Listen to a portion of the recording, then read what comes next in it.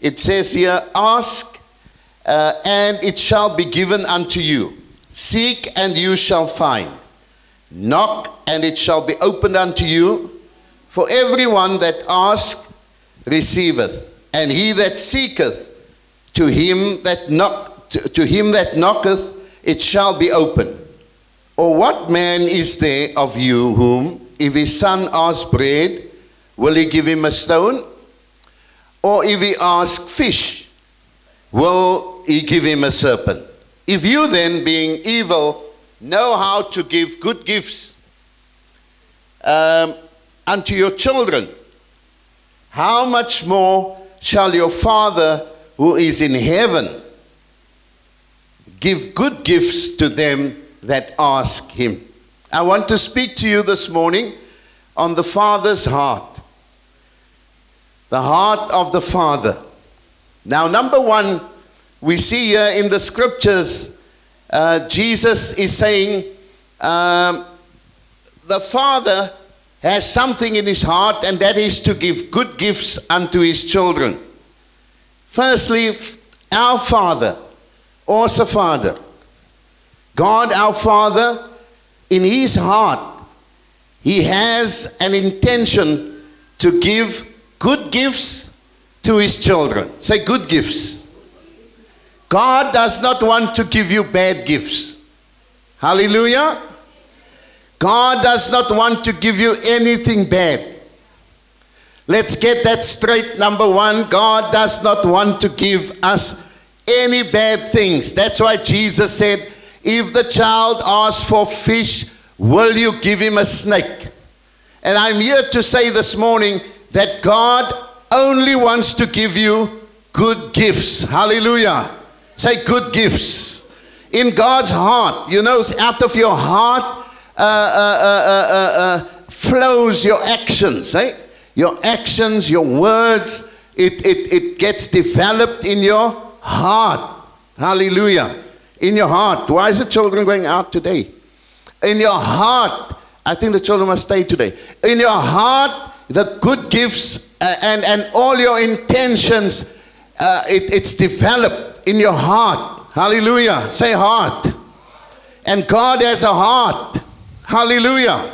God has a heart. And God has a heart to give good gifts to his children. God don't want to give us anything bad. Hallelujah. I say God do not want to give us anything bad. Jeremiah 29 verse 11, it says, I know the plans I have for you, says the Lord, plans to prosper you, plans to give you a good end, a good future, and plans not to cause you any harm. Now, number one, you have to understand that God does not want to cause you any harm. He does not want to cause me any harm. Sometimes we go through things in life and we say, where is God? Why is God not here to help me, to carry me through this thing? And sometimes we can even doubt that God is a good Father and He wants to do good things. But I'm here to declare this morning, as Jesus declared, that God wants to give good things to His children. Hallelujah. Give the Lord a hand of praise. Number two, God our Father knows exactly what we need. Hallelujah. Hallelujah. Hallelujah. You know, as a father, you make it your business to find out and observe what your children needs. And in your heart, sometimes you can't give it to them at the time they want it, but you know your child needs a pair of shoes. And sometimes you don't say anything. In your heart you say, when I'm at the means to do that, I'm going to buy that child a pair of shoes. Hallelujah. Or something else. The child has a need for a child has a need for clothing, or the child has a need to study, and you say in your heart, sometimes you don't say, and parents don't sometimes say everything that they have in their heart. But I want to say also to the children here, your parents have something in their heart that they want to do for you, and most times they cry out to God and say, God, if only you can bless me, then I'll do this for this child, because I love this child very much. Hallelujah. And you know what that child needs. Most parents knows what their children need. Hallelujah. You know what your children like. I know my wife, she knows that the children likes cooked food. They don't like takeaways. They like a good, solid pot of food with some rice. Hallelujah. Most times she says, sometimes we're so busy and she don't get a chance to cook that proper Senegal food, Shireen, that she used to cook there. Pumpkin breedy and curries and all that stuff. And she said, Chris, man, I must go home early because the boys, they love a good pot of food with some nice rice. And so she, in her heart, she wants to finish off her work quickly so that she can go home, because she knows in her heart, my children loves this and that and that. And she wants to make the children happy. And so our God, He wants to make us happy. Hallelujah. God is not someone that will make us sad. God wants to make us happy. The joy of the Lord is our strength. That's why we come to church. That's why we praise God. That's why we worship God. That's why we rejoice in the Lord, because we want the joy of the Lord, because God releases His joy unto us as we worship Him, as we praise Him, as we exalt Him. He releases His joy so that we can be happy. Hallelujah. Say happy. Say happy. Happy, happy. God, listen to me today. I got saved some years ago, and I got saved in the Full Gospel Businessmen's Fellowship International. It's the biggest, today, it's the biggest Christian business network in the world. And this man that started this off, his name is called Dimo Shakarian. He was a dairy farmer in the States. There was a dairy farmer. And the reason he started this Full Gospel Businessmen's Fellowship, he said he used to travel in this building to his office. And he was a very big corporate guy. And so he had corporate offices, and he used to travel in this lift, this high-rise building. And every morning he used to see all these corporate leaders with their gray suits and their black suits. You know, the corporate guys are normally conservative. They either wear black suits or gray suits or navy blue suits. I still like to wear dark colors. I don't know why, but that seems to go with the territory. And then he was up and down in this lift every day. And he looked at all these guys and in this lift, all these corporate people. And everyone was so serious. These were successful people, business people, leaders, captains of industry. And everyone was so serious and so sad. You can have money and you can be sad. You can have the best job in the world and you can be sad. You can have the biggest business and you can be sad. Hallelujah. Hallelujah. You can have the biggest house in Constantia and you can be sad. You can drive the best car in Cape Town and you can still be sad. You can be sad. And this man looked at these people, these corporate leaders, and he seen the sadness. And then the Lord spoke to him and said, man, I want them to be the happiest people on the earth. And then he started to get the business guys together. The Lord said, Lord, what must I do? The Lord said, every month have a business breakfast. And tell these people that God wants them to be the happiest people on earth. And then you give them something that will make them happy. Give them something more than their corporate status. Give them something more than their money. Give them something more than the position. You introduce Jesus to them. And he wrote the book.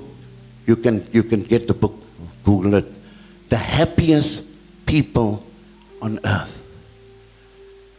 And in 1981, a businessman from Old Mutual invited me to a banquet.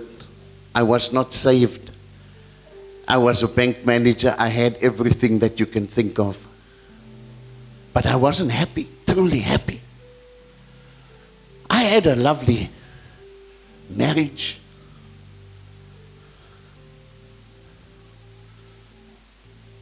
But I was not truly satisfied.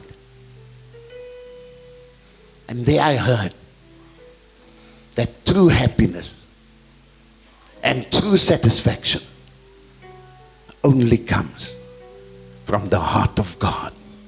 Hallelujah. Hallelujah. And that night I kneeled down in the hotel and I said, God, I want this joy. I want this happiness that will surpass any other feeling, whether I have and when I don't have. And you know, I've discovered in 35 years of serving, 36 years of following Jesus, in the good times and in the bad times, I can be happy. Hallelujah. I can have joy unspeakable. My joy is not dependent on what I have. My joy comes from God. Hallelujah. My peace comes from God. And God, our Father, wants to give us joy and peace. He wants to give us the goodness of life.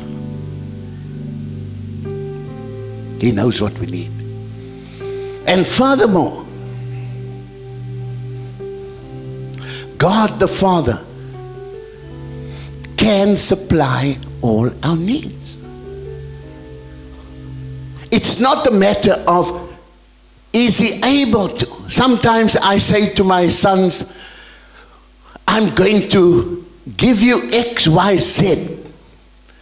And they look in the natural at what I have and they say, well, I don't think you'll be able to do it. In God's case, it's not like that. God has everything we require for life. Hallelujah. Hallelujah. And as our Father, He wants to give it to us. He knows what we need, and He has the power, and He has the resources to give us what we need. Number 3, because He loves us so intensely as a Father, so much. God loves us so much. Do you know how much God loves us? If we really could comprehend the depth of the love of God, we would probably want to stay in His presence all the time. You know, when you know someone loves you, you want to be in their presence. You want to spend time with Him. And if we really knew the depth of the love, you know, God. Have you ever been in love? Let me see your hand. Have you been in, only 5 people have ever been in love. Lord Jesus, I pray that they will fall in love again. Do you know that God loves us, and God is in love with us? Hallelujah. Hallelujah. Perhaps you've heard God loves you, but I want to qualify that this morning and say God is in love with you. You know how much? That He gave His only begotten Son. He demonstrated to us that He loves us so much. That's why that love is as fervent as it was 2,000 years ago when He sent His Son to die on the cross. Because Jesus is still real today. Jesus is still alive today. When you call upon the name of Jesus, then something happens in your heart. Something happens in the atmosphere. That means that God's love is still being demonstrated today. If you feel down and you call upon the name of Jesus, then you'll feel something come into your heart and into your soul and lifts you up. When you feel that you are deserted and you call upon the name of Jesus, you'll feel something come. His Spirit will come and say to you, my child, I am here to carry you through. When you don't have anything in your pockets or in your banking accounts or in your cupboards, and you call upon the name of Jesus Christ, you will sense in your spirit and sense in your heart that help is on the way. Hallelujah. When you feel down, you've got no answers, and you call upon the Lord and you say, Lord, I don't have any answers. You said in Jesus' name I can come to you. Then you'll feel that God is about to bring an answer to you. He loves us so much that He gave His Son, and His Son is still available to each one of us so that we can experience the love of God. Hallelujah. Give the Lord a mighty hand of praise. His Son is as real as what He was 2,000 years ago when He hung upon the cross and He took my sins and He took your sins. When He hung upon the cross and He said, Father, forgive them, for they know not what they do. When He hung upon that cross and He had a crown of thorn on His head and He took every curse that the devil has designed for my life and your life, He's as real today because God loves us as His children as much as He loved us 2,000 years ago. Give the Lord a mighty hand of praise. Okay? So God loves us, and God will provide for us, and God knows our needs. Hallelujah. Hallelujah. Why? Because He's a good Father. Say, good Father. Now what's our responsibility? You normally say to the child, You normally say, look here, I'll do my part, but you must do your part. Is that right? You normally say, I normally say to my children, it's not a one-way traffic. I say this is a two-way thing. This is not the one way. This is a two-way. So the same with God, it's not one way only. Love is not only one way. When you love someone, it's not a one-way thing. Because that's not love. That's abuse. That's taking advantage. Amen? Amen? When you only want to take all the time, I don't know how much you can love that person. Because love is kind. Love is generous. Love is giving. Hallelujah. Hallelujah. So children, if you love your parents, if you love your daddy, then you have responsibility as well. And in the same way, if we love our heavenly daddy, then we have some responsibilities to reciprocate that love. Hallelujah.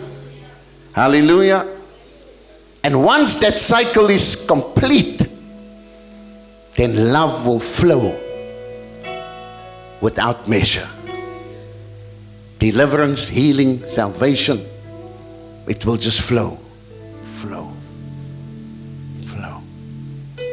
The most wonderful thing is when two people really love each other.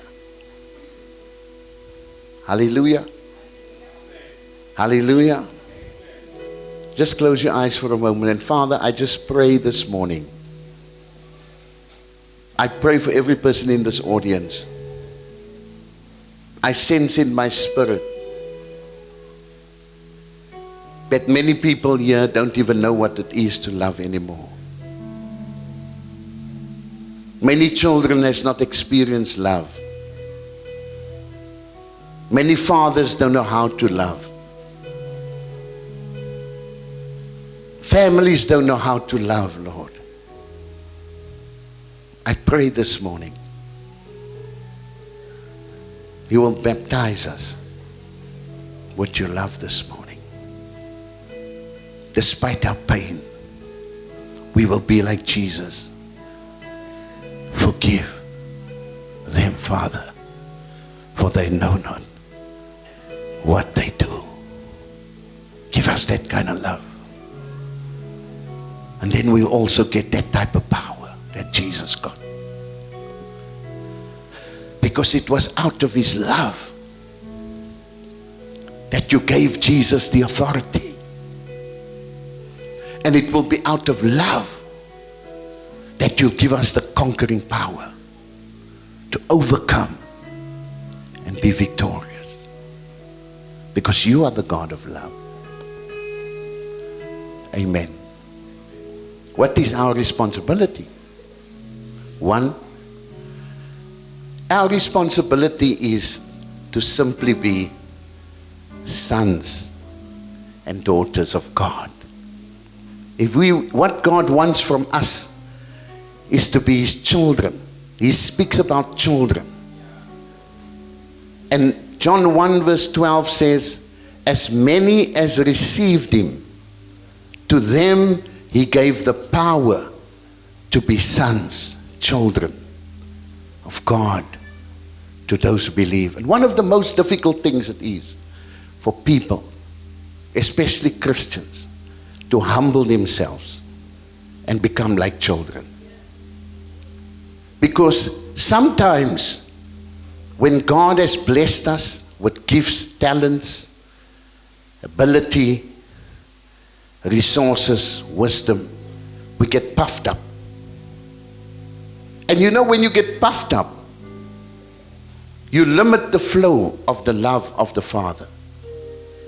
Because the intention of the Father is for us to be like little children. Hallelujah. He says, unless you become like little children, you will never enter the kingdom of God. And in that kingdom, there's influence. And when we can learn to humble ourselves, when we can learn to have an attitude of servanthood, an attitude of esteeming other people higher than yourself, an attitude of forgiving those that have hurt you, that have disappointed you. You know, a child forgives easily. Now you can give a child a hiding. And within an hour, that child can be sitting on your lap and hugging your neck. And you can say, I love you, that's why I had to discipline you. And the child will accept, because the child knows that you love him or her. And we need to learn to love, to become like those little children. And lastly, so number one, we must become like little children. Number two, Matthew 5:48 says, be perfect as your Father in heaven is spirit. Why? Because God is spirit. Hallelujah.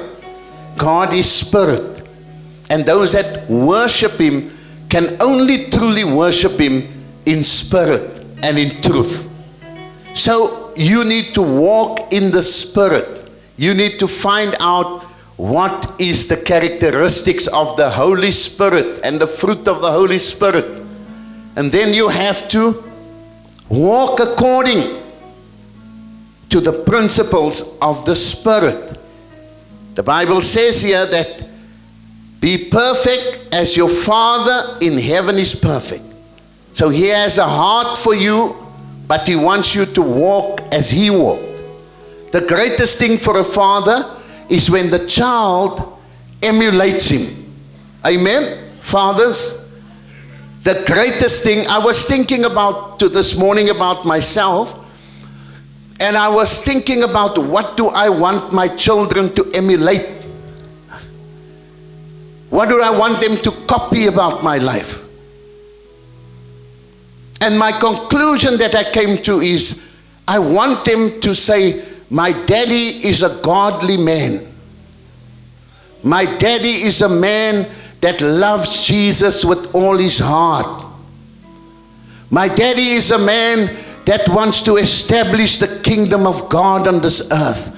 And my desire, and as I was praying this morning, my desire is that my children, they can emulate the other things. Thank God for other things. They can emulate some of the good characteristics and things that God has given me. But I thought in my heart, if there's something that I want my children to follow, it's to follow my footsteps in serving God. Hallelujah. If there's something God wants us to do, God wants us to walk in the Spirit, because he is a Spirit. Hallelujah. And when we walk in the Spirit, there will be no constraints. The Spirit has no boundaries.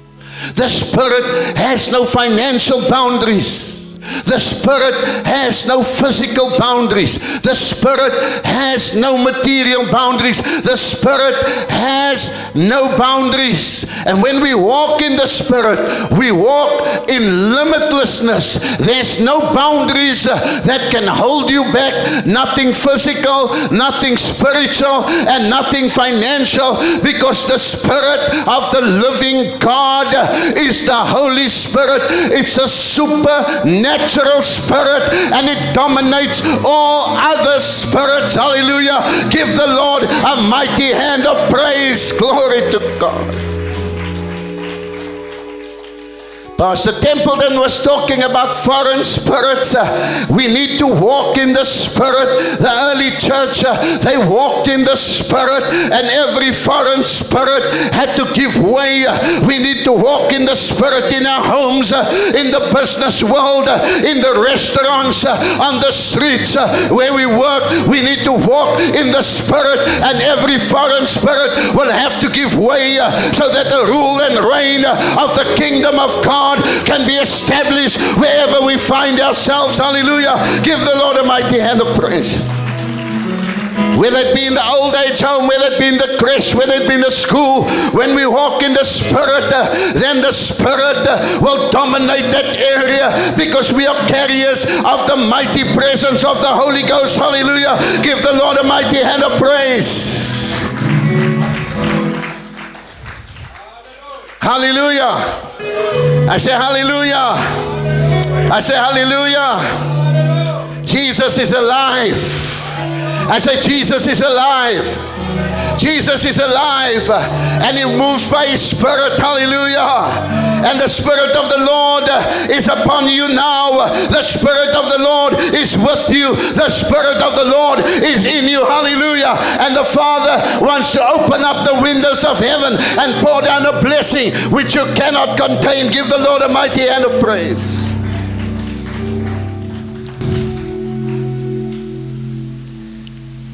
I close now. Number one, be sons and children of God. Number two, walk according to the Lord. Walk according to the Spirit and not the flesh. Number three, acknowledge the position that God holds. Children, you need to acknowledge your parents' position as parents. You know, we're living in a world today where there's no more respect. And that's why so many of the young people are under the hand of judgment. But we just heard the commandment here. Honor your father and your mother, so that it may go well with you. Go well with you. Because we fail to acknowledge their position.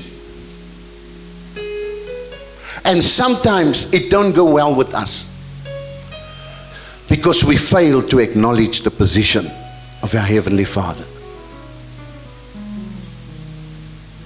No wonder Jesus taught his disciples.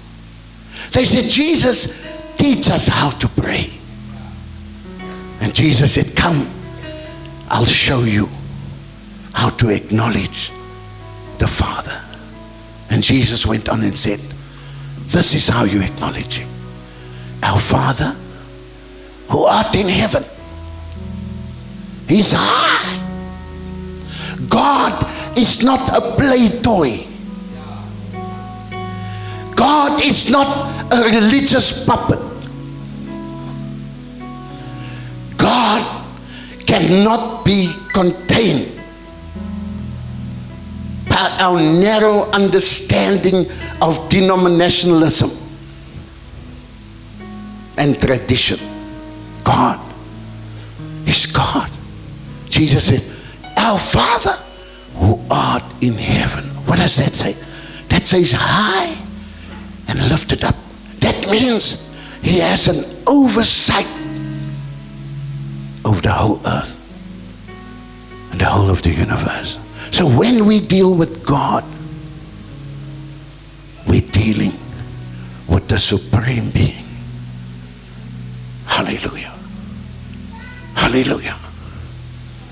It's a fearful thing to fall in the hand of God.